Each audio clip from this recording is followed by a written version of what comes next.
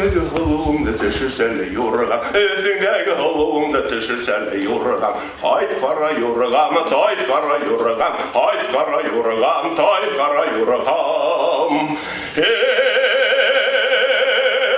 Karazma yollarında ukalar bı diyorgam, kara karlı ümdeğinden ağaçlar bı diyorgam. Etindeki halığımda teşirserle yorgam, etindeki halığımda teşirserle yorgam. Hayt kara yorgam, tayt kara yorgam, hayt kara yorgam, tayt kara yorgam.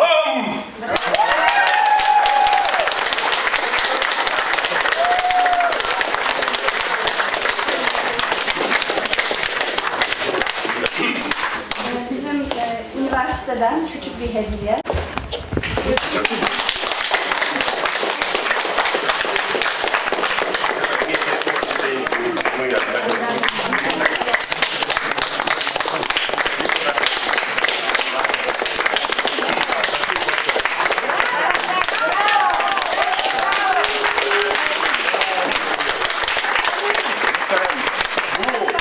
Bu zat Sovyetler Soyuzu halk artistinin kızı.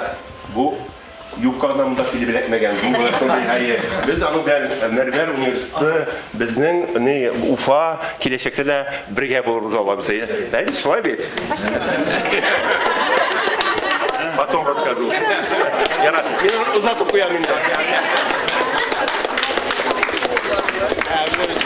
Enstitüsü'ne, müdürüne teşekkür etmek istiyoruz bu organizasyonu şey ettikleri için. Düzenleyici tabii Leyzen her şeyi yapan Leyzen'e çok teşekkür ederiz. Tataristan Kültür Bakanlığı'na çok teşekkür ederiz. Görüşmek üzere burada Marmaris'te. Bir ayrı bir sempozyum, seminer belki düzenleriz beraber. Size bu kitabını ve bu mahalle haberi, bizim toplumumuzun yayınlanmış mahalle haberi zaten hediye etmek istiyorum. Ve bu National Minorities in Finland, Finlandiya'nın milli azınlıkları hakkında kitap, hem burada bizim Tatar topluluğunun yazı var. Çok teşekkür ederim. Sağ olun.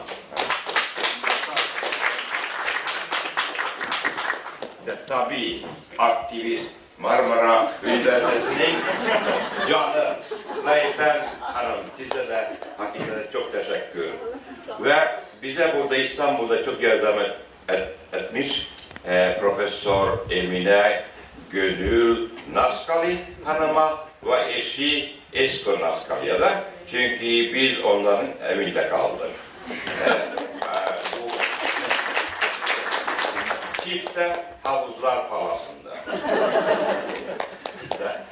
Da başka şey yoktur. Size yurt dışından gelen milletvekillere hayırlı yol, iyi yolculuklar ve yeniden görüşmek üzere. What language? English language, okay.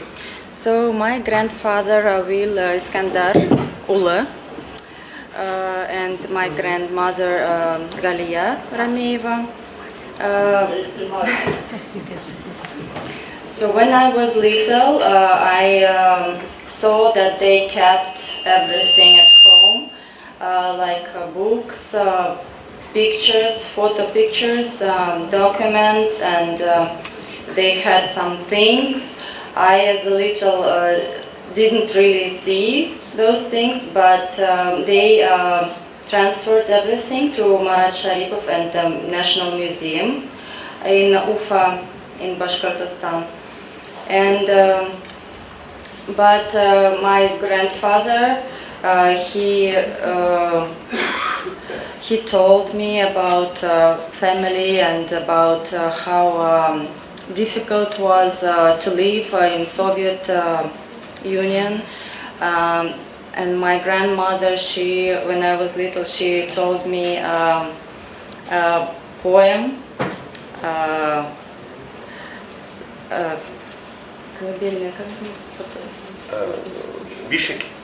Bishek poem. Yes, so I remember that. But then when I was 14, thank you to Marat Sharipov. He organized events about that man, and we and the family we visited these events. And now thanks to Gönül Pultar, she connected with me and she invited me to this huge event. Thank you so much. Thank you.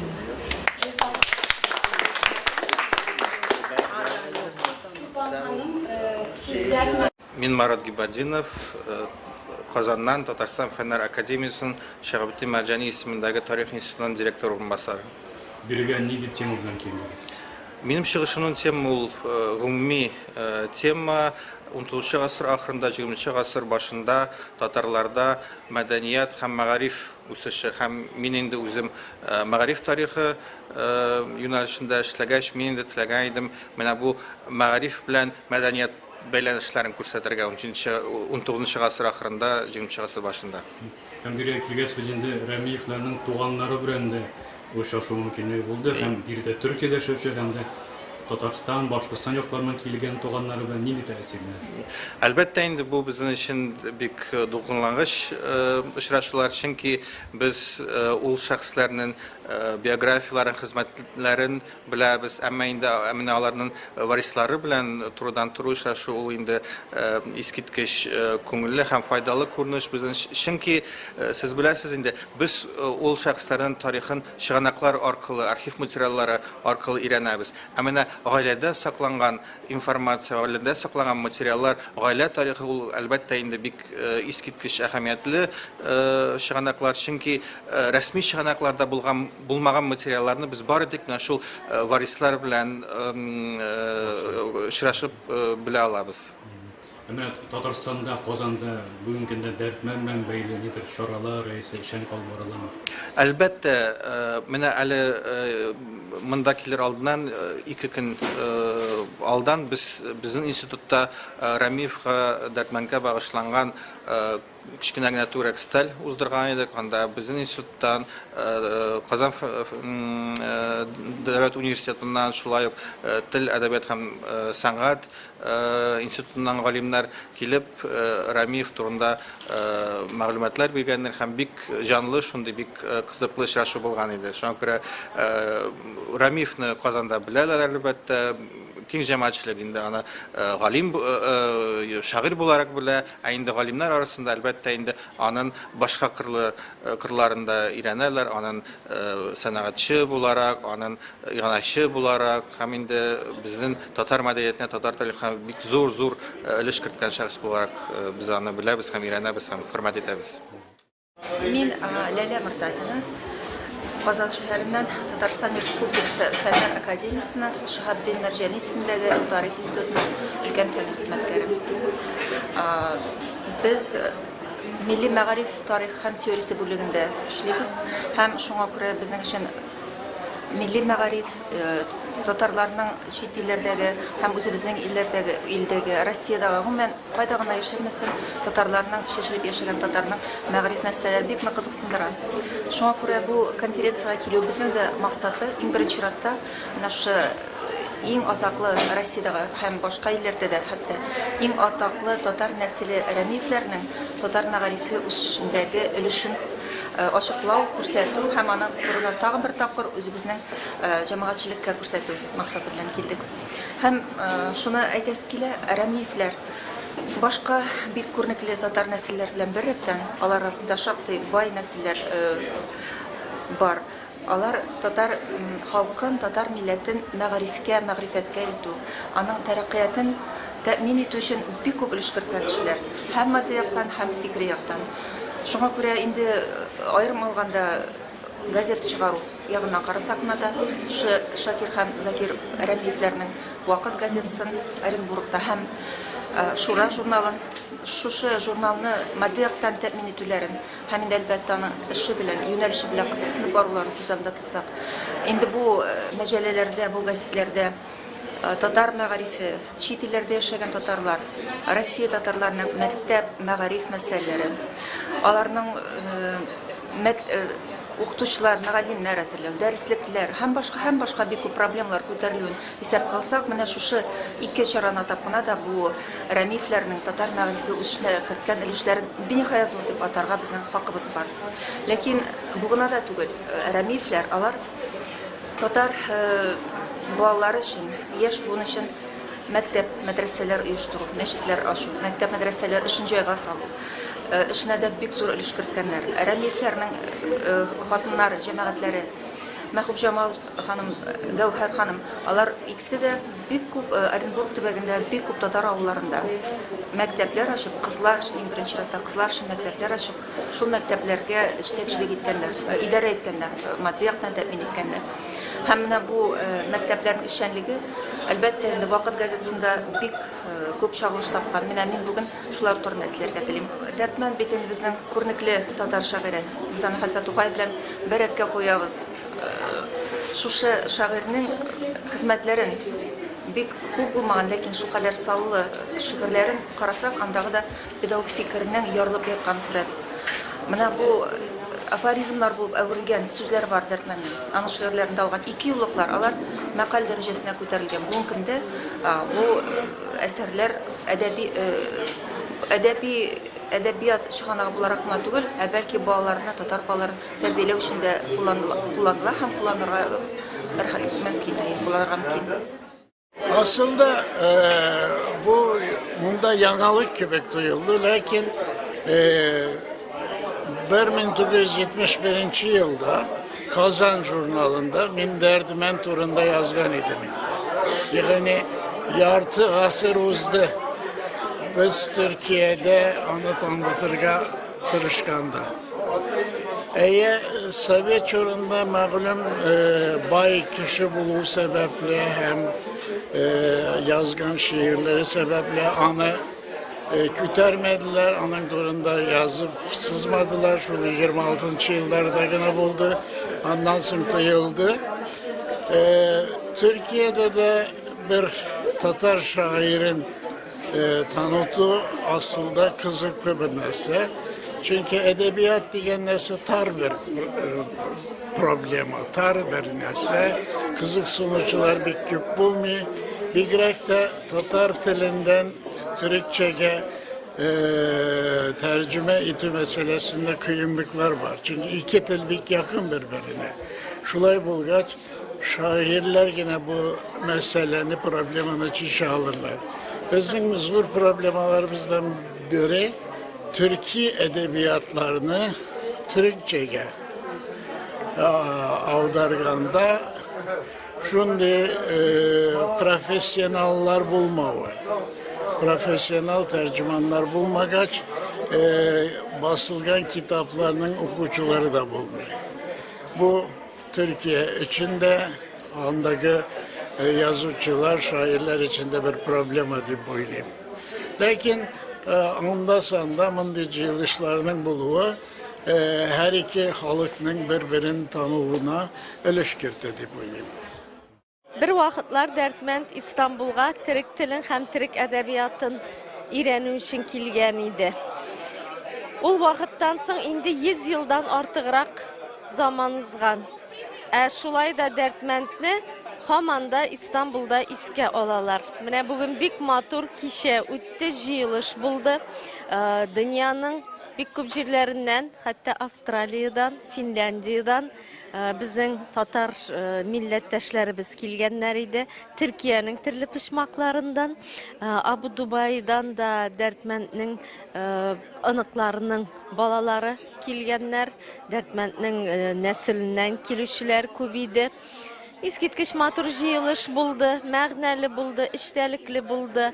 Biz indi özümüzne galim kişi bulgaç bik küp biləbiz deyip sonda idik. İndi hazır bu yaşta bilmey kalmagan birer məlumat yoktur deyip uyluydik. Lakin yana məlumatlar öyrəndik. Mınarşı bitinə işitməyən haberlerden haberdar bulduk. Көңіллі болды, бітіні біздің бір араға келген матур бір жиылыш иді. Бигрәкті міне бұл Мармара университеті Түркия дөньяны өйрәнү институтын һәм биредә эшли торган милләттәшебез Ләйсән ханым Шаһинны котларга телим. Шушылай бөтенебезне бер арага матур иттереп җыйганнары өчен мәгънәле, күңелле, барыбыз өчен дә эчтәлекле булган җыелыш үткәргәннәре өчен Дәрдмәнднең дә рухы шат булсын. Рәхмәт бөтен килгәннәргә дә, җыелышта мәгълүмат бирүчеләргә дә, барысына да бик зур рәхмәт. Дәрдмәннең тууына 160 ел тулуга багышланган чаралар быел Төркиядә дә киң итеп үткәрелде дия алабыз.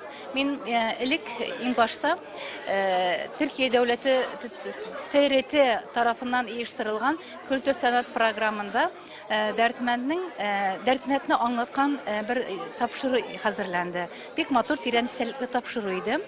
Аннан соң Кардәш каләмнәр исемле төрки дөньяга таралган газетаның, журналның октябрь айындагы саны шулай ук Дәрдмәнднең иҗатына багышланды. Һәм әлеге журналды һәм Татарстаннан, һәм Төркиядә яшәп иҗат итүче галимнәрнең мәкаләләре урын алды. Әйе, бүгенге конференция бик күңелле узды. Иң беренчесе, бу конференциянең бары тик фәнни яктан гына Дәрдмәнднең иҗатын анализлаудан торган конференция түгел иде.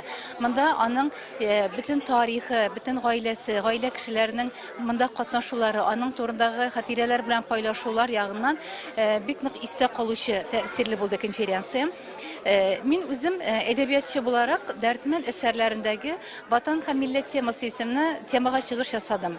Дәрдмәнд әсәрләрендә милләт дигән заман, милләтне милләт иткән иң әһәмиятле мәсьәләләр бу әлбәттә халык, милли төшенчә, төркчәне милли кимлек дип әйтәбез, һәм тел мәсьәләләре. Шул ук вакытта дәүләт сүзенең сынырлы дәүләт сүзе ичендә туган табигать темасы һәм шулай ук табигать белән бергә сөйгән яр темасында яктырткан әсәрләрне мин бер тема ичендә алып караган идем. Монда бары тик бу темаларның үзенчәлеге түгел иде. Дәрдмәнд шагыйрь буларак бу темаларны үзенә хас нинди стиль белән яктырткан. Мәсәлән, табигать темасын яктыртканда бер яктан аның экзистенциализм фәлсәфәсе чагылыш тапса, икенче яктан импрессионист рәссамнар кебек туган як табигатының бик матур, нинди образлар белән яктырткан шул якларны ачырга тырыштым. Һәм үземнең чыгышымда Дәрдмәнднең бары тик шәрык әдәбияты традицияләрен дәвам иттерүче түгел, үзенең фикерләрен, дөньяны кабул итү үзенчәлеген Европа әдәбияты формасында да биргән үзенчәлекле шагыйрь икәнлегенә басым ясалды. Дәрдмәнднең тууына 160 ел тулуга багышланган мәдәни чаралар быел ни гаҗәеп Төркиядә башланды. Икенче яктан монда бер дә гаҗәпләнерлек хәл түгел. Чөнки Дәрдмәнд 1880-1881 елларда Төркиядә була сәфәрдә 2 ел Истанбул шәһәрендә белем исти, мондагы типография, гәзит чыгару, мәгърифәт, мәдәният мәсьәләләре буенча тәҗрибә туплый. Менә бик кызыклы хәл. Монда ул кайда укыган, кемнәр белән очрашкан, нинди мөгамәләдә булган урындагы төрекләр белән. Менә Дәрдмәнднең Истанбулдагы эзләре бик кызыклы. Мин уйлыйм, Төркиядәге безнең коллегаларыбыз бу тема буенча хезмәтләр язырлар, эзләнүләр алып барырлар. Һәм бу мәдәни чараны оештырган Гөнүл ханымга, Мәрмәр университетының Тюркология институты җитәкчелегенә турыдан-туры зур көч салган Ләйсән Шаһинга без зур рәхмәт белдерәбез. Әлбәттә, ашаган, белми тураган беләделәр. Алар зур көч салганнар. Һәм менә без инде Төркиядән, Истанбулдан дәртләнеп кайтабыз, һәм Казанда да, Уфада да менә шул монда алган тәэсиратлар белән зуррак дәрәҗәдә инде мәдәни чаралар оештырабыз, чөнки Дәрдмәнд һәм аның абыйсы Шакир Рәмиев хәзерге Башкортстан җирендә туганнар. Монда алар яшәгәннәр, монда хезмәт кылганнар, Бундагы халыкка игелекләр күрсәткәннәр, шуңа күрә безнең бурычыбыз менә бу бөек затка, дәртмәнкә, аның юбилее уңайлы искә алу чаралары күп оештырырга. Бу безнең Башкортстан милли музеенда күргәзмә оештыру. Бу аның туган авылы Җиргән авылына, аның резиденциясе булган, аның балачагы үсмер еллары үткән Юлык авылына бару. Аның ата-бабасы Садык Ахун хөрмәтенә төзелгән мәчеткә барып дуга кылу, Стәрлебаш районы, Стәрлебаш авылына. Алтын чыгару идеясын биргән Дашкиннарга баш иеп кайтырбыз. Хәзерге Башкортстанның Федоровка районы Явуш авылына барып. Без әлбәттә Уфада татар яшьләре театры оештырдык. Мин уйлыйм пьеса язарга һәм үзем режиссерлык кылып, Дәртмән образына багышланган, Дәртмән образын иҗат иткән бер акытлы пьеса тамашачыларга әзерләргә җыенабыз. Һәм инде традицион рәвештә безнең гыйльми гамәли конференция, сәнгатьле уку конкурсы һәм башка чараларны үткәрәбез Уфада. Менә бүгенге көндә Уфаның тау башында Ихлас мәчете янында зур тора анда баннер һәм анда Дәртмәннең атаклы юллары язылган. Атам, анам йорты өчен булса мең җаным фида, туган үскән җирем өчен соң тамчы каным фида. Менә шундый ватанның патриоты булган, халыкка хезмәт иткән, гамендә фақат милләт, татар милләте, аның киләчәге булган Дәртмәннең бәйрәмнәре Төркиядә тәмамланды һәм Совета Татарстан белән Башкортстанга күчәчәк. Бүген инде шундый шатлыклы чара булды. Без Рәмиевлар гаиләсе белән аларны күрү бәхетенә ирештек, аларның дәвамчыларын күрдек. Менә шушы Рәмиевлар гаиләсенең 14нче гасырдан бирле дәвам итеп килгән нәсел шәҗәрәләре белән таныштык. Бу аларның шушы гаиләнең рухи кишлелеген күрсәтә, рухи кешен күрсәтә. Чөнки менә аларның әле хәзерге вакытта дәвамчылары яши, бу инде күбрәк тә Россиядә яшәгән. Һәм бу 30-40 еллардагы фаҗигале хәлләр, бу Сталин чорыннан узган кешеләрнең хәзердә дәвамчылары булу инде менә шушы ташны тишеп, асфальтны тишеп шытып чыккан үсемлекләр кебек. Ягъни аларның рухи кешен күрсәтә. Һәм инде бу Рәмиевлар өстендә, аларның бу дәвамчылары өстендә бер вазифада булып тора. Менә шушы 14нче гасырдан бирле дәвам итеп килгән бу рухи байлыкны, рухи кешне дәвам иттереп, үзләреннән соңгы буыннарга да тапшыруларын теләр идем мин. Минем кыскача әйтәсе сүзем шул.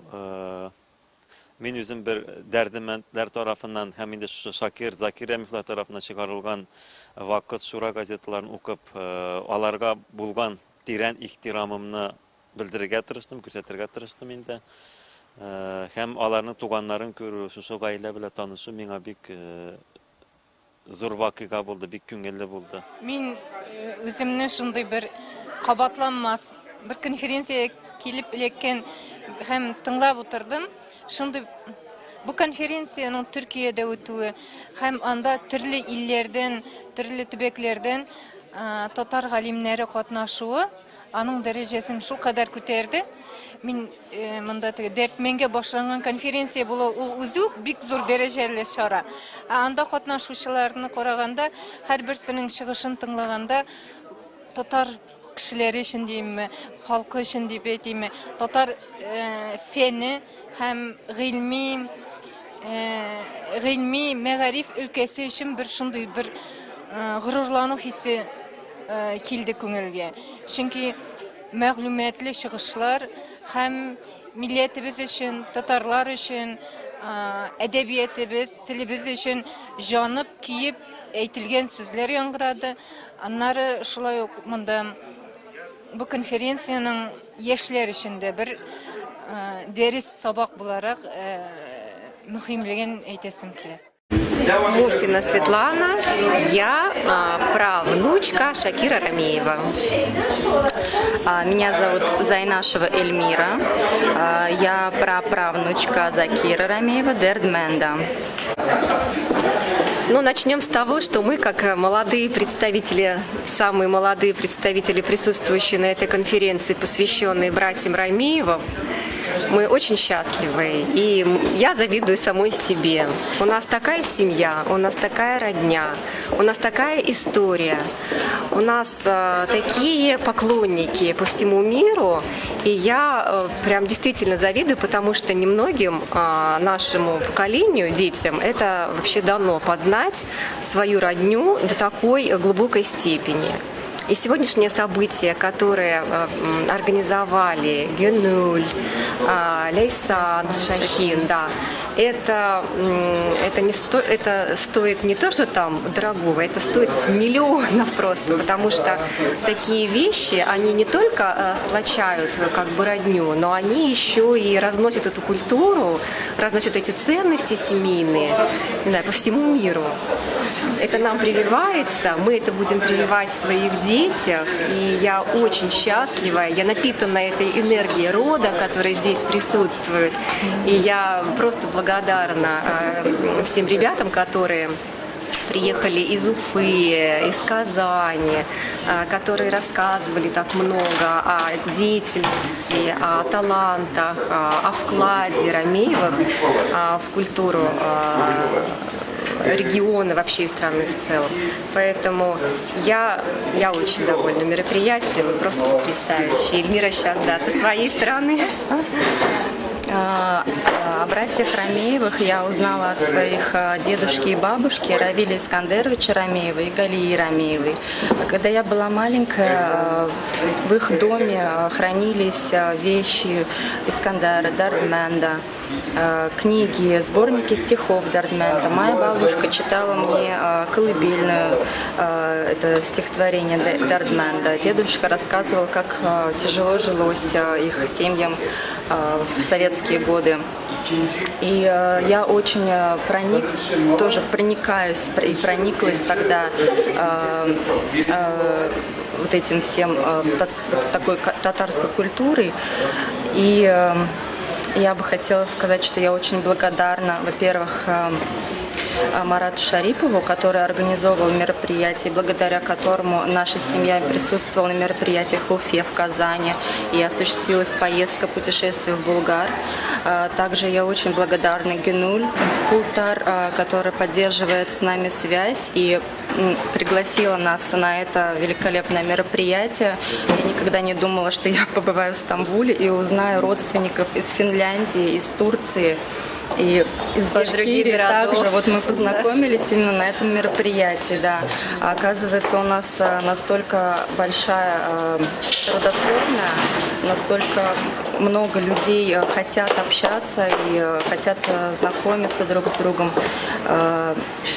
И сегодня на конференции огромную благодарность хочу выразить организаторам и выступающим за то, что они изучают влияние Дардменда и влияние братьев Рамеевых на историю и культуру татар, получается. Вот. И я тоже в восторге от этого мероприятия. Я хочу всем сказать спасибо, огромная благодарность, и мы счастливы. Да, спасибо. Спасибо. Спасибо, рахмат. Спасибо. Муслих Валиев, әти Ақбас районы Орта Балтайдан.